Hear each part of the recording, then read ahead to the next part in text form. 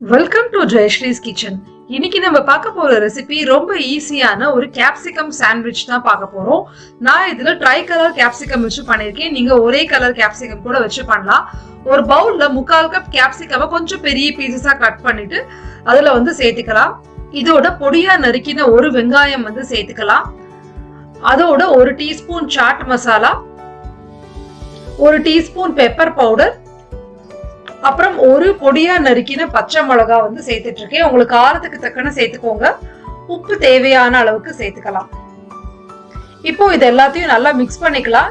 இதுதான் நம்ம சாண்ட்விச்சுக்கான ஃபில்லிங்.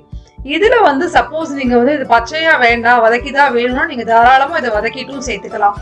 ஒரு ஸ்லைஸ் பிரெட் எடுத்துட்டு அதுல நான் ஒரு சைட்ல கொஞ்சம் கிரீன் சட்னி தடவிட்டு இருக்கேன்.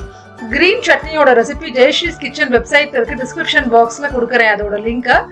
இதுக்கு மேல 2 டேபிள் ஸ்பூன் நம்ம இது ஃபில்லிங் பண்ணி வச்சிருக்கோம் இல்லையா, கேப்சிகம் ஆனியன்லாம் போட்டு அதை மேல வச்சுக்கலாம் நம்ம.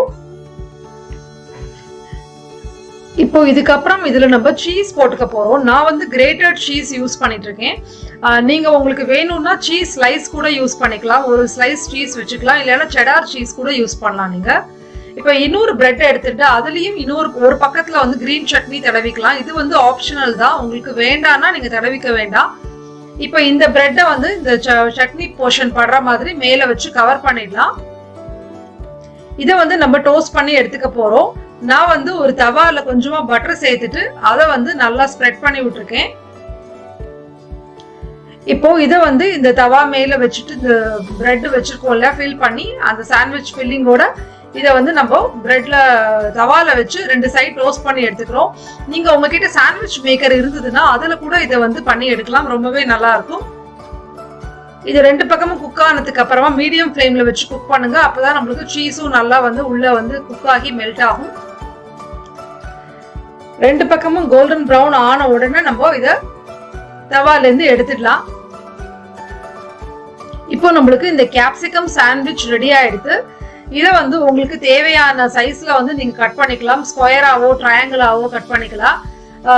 நீங்க சில வாட்டி கிட்ஸுக்கு ஸ்நாக்ஸ் பாக்ஸ் மாதிரி கொடுக்குறீங்கன்னா இதை 4ஆ கூட கட் பண்ணி கொடுக்கலாம். ரொம்பவே குட்டியா பைட் சைஸ்ல சாப்பிட்றதுக்கும் ரொம்ப ஈஸியா இருக்கும். கிரீன் சட்னி உங்களுக்கு வேண்டாம், பசங்களுக்கு கொடுக்குறீங்க அப்படின்னா கெச்சப் கூட சேர்த்துக்கலாம். அப்புறம் இதுல ரெட் சில்லி ஃபிளேக்ஸ், ஆரிகானோ கூட சேர்த்துக்கலாம் இந்தியன் ஸ்பைசஸ்க்கு பதிலா. இந்த ரெசிபியோட டீடைல்டு டெக்ஸ்ட் டிஸ்கிரிப்ஷன் பாக்ஸ்ல கொடுக்குறேன். ஜெயஸ்ரீஸ் கிச்சன் வெப்சைட்டோட லிங்க் கொடுக்குறேன், அதையும் பாருங்க. Thank you so much for watching.